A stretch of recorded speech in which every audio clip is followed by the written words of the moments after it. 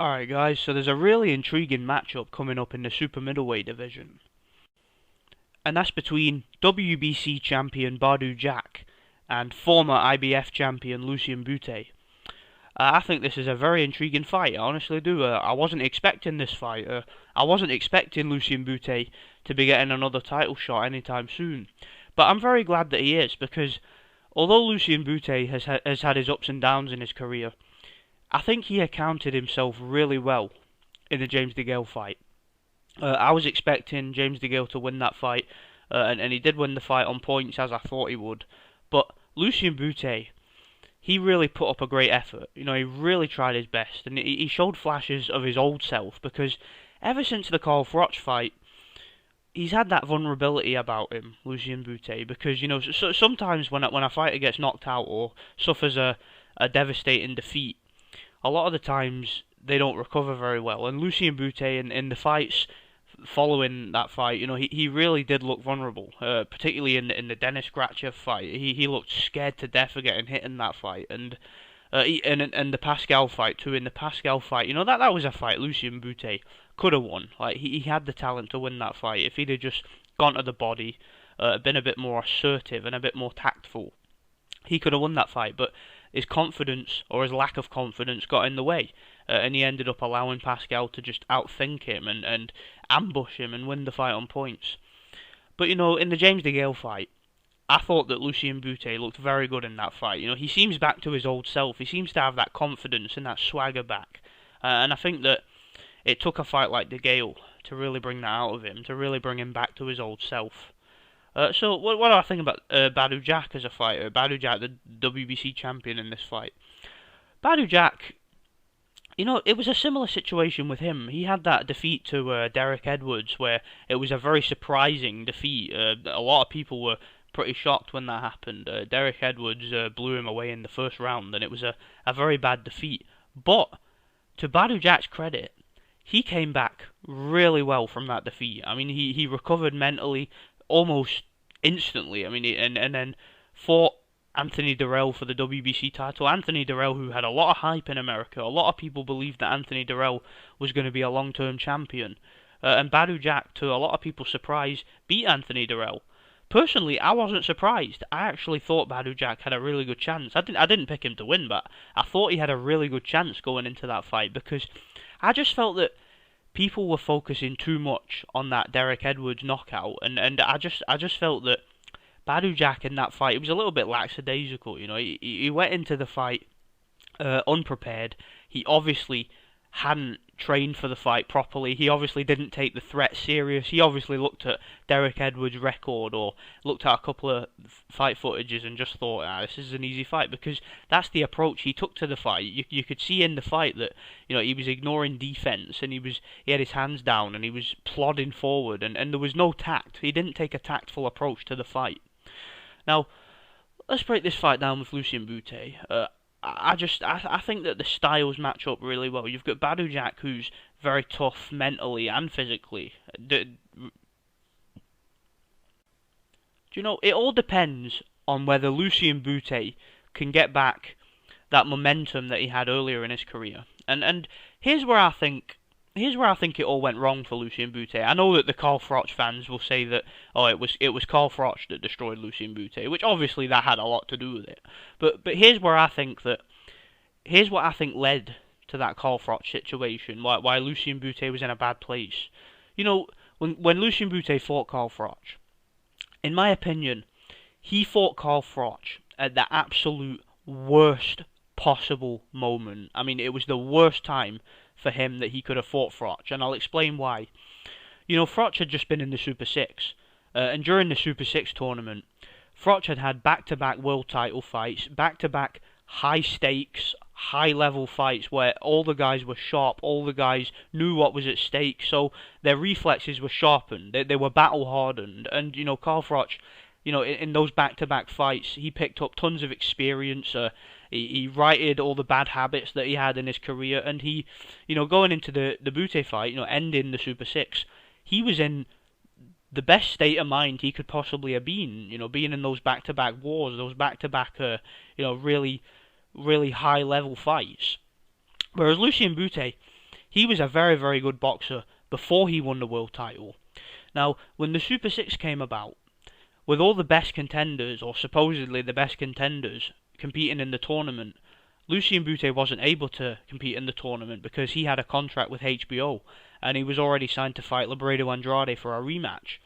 Now, while all these guys in the Super 6 were fighting each other in world title fights, high level, high stakes fights, Lucian Bute got accustomed to fighting a certain level of opponent. He was fighting in Canada against C and D level opposition, fighting people like Edison Miranda, people like Brian McGee, people like Jean-Paul Mendy, guys that are not bad, but they're not world level, they're a big cut below world level.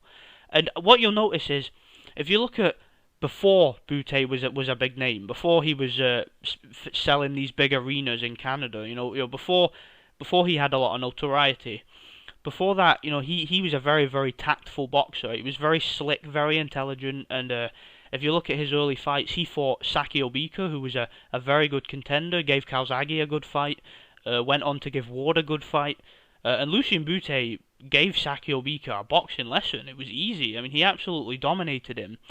He destroyed Kabari Salem, and Kabari Salem was coming off a very close, very competitive fight with Joe Calzaghe, where he actually put Joe Calzaghe on the canvas. Lucian Bute destroyed that guy. I think he knocked him out in 8 rounds or something. Absolutely destroyed him. I'll have to double check that. I'm pretty sure it was an 8th round stoppage. But yeah, Lucian Bute, he had a lot of momentum. He was really, really tactful, really, really slick. He was a very good prospect. But as I said, just when he won the world title, I just think that fighting these C and D level opponents, he picked up a ton of bad habits. He was leaving his hands down in the pocket. He was relying on reflexes too much. He was leading off with uppercuts and not using his jab. I mean, look at the Glenn Johnson fight. Bute hardly throws any jabs at all. He's just leading with uppercuts and hooks. Same with the Brian McGee fight. Bute didn't really take a very tactful approach. He was just relying on reflexes and sharpness and all that. So going into the Carl Froch fight, Bute had a ton of bad habits. His reflexes just weren't sharp enough. Right? He hadn't had the rounds of experience against top quality opposition with a lot at stake. And also, what was kind of alarming about that fight was that he was so eager to go over to Nottingham and fight Froch in his backyard. I mean, Bute didn't even try to negotiate, and as soon as the negotiations began, he pretty much agreed to just go and fight Froch in his hometown. And I found that a bit worrying, because Bute, it seemed as if he was underestimating Froch a little bit. And if you underestimate a fighter like Carl Froch, that is the biggest mistake you can make, because Carl Froch is a very, very dangerous puncher, and a very, very, he's one of these guys that you just can't take lightly. You have to be tactful, you have to be careful when you fight a guy like him. You can't make any mistakes, because if you make any mistakes, he'll make you pay for those mistakes. So yeah, Lucian Bute wasn't in a great place against Froch. He really needed to be more tactful. He really needed more experience at a higher level. He just had too many bad habits, and that was where it all went wrong for me. I felt that he took the fight at the most, the worst time he could have possibly took that fight, and it knocked all the confidence right out of him. But as I said earlier in the video, the fight with James DeGale, he seemed to gain a lot more confidence. He seemed to be a lot more switched on. He seems to be back to his old self. He seems to be, as I said, he seems to have that swagger about him. He just seems suited. He looked comfortable in there. He didn't look like he was panicking like he did in the Grachev and Pascal fights. He looked comfortable in there. He looked in his element. Now, can he beat Badou Jack? Personally, if I was forced to make a pick here, I would probably pick Badou Jack to win this fight, because I think that Badou Jack, at this stage, I think that Badou Jack is very durable. And Lucian Bute, although he did give DeGale a tough fight, I just think that Badou Jack, at the moment, I think he's closer to his prime. I think he has a better stamina. He really impressed me with his energy and his resilience against Anthony Dirrell. I thought he looked really good there. Badou Jack, is okay on the outside. You know, he looks pretty basic, pretty stiff, but you know he can box. You know, if you look at the George Groves fight, Badou Jack was able to land his right hands from distance. He put George Groves on the canvas. You know, Badou Jack is a good boxer. He is. And I think that people, as I said, people are underestimating him because of this Derek Edwards situation. To be honest, I wouldn't even pay any attention to the Derek Edwards fight. I wouldn't. I know that Derek Edwards has gone on to lose a ton of fights since then. He lost to what's his name? The guy from Sweden, the unbeaten light heavyweight. Totally forgot his name. Eric Skoglund. That was it. He also lost to, I believe he lost to Andre Durrell after that. So yeah, he has. Derek Edwards was not a world class fighter. Obviously, he was you know, a fairly decent contender. Wasn't world level at all. But I wouldn't pay much attention to it because, you know, for example, Lennox Lewis fought Hasim Rahman, got knocked out. But Hasim Rahman didn't land that punch in the rematch, did he? So, you know, if Badou Jack, who has gone on to win a world title since then against better opposition, if he were to get a rematch with that guy, I would probably take Badou Jack in the rematch. So I wouldn't take any notice of that fight. I honestly wouldn't. And you know, the more I think about it, the more I'm excited about this fight. I do think that these two have the kind of styles that will gel. I do think that this will be a long fight. I do think it will be a competitive fight. I think both guys will have their moments. But if it goes to the wire, I'm expecting Badou Jack to probably take this fight. I'm probably going to say on points. I don't think he'll stop Lucian Bute. It's possible. As I said, Lucian Bute has been stopped before. He's also been dropped a few times. He was down against Andrade. So, you know, Lucian Bute can be hurt. He can be hit.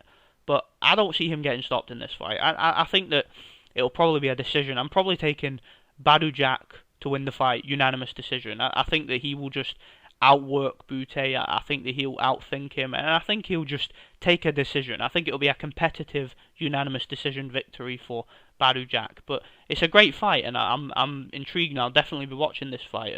Let me know what you guys think in the comment section. Thanks for stopping by.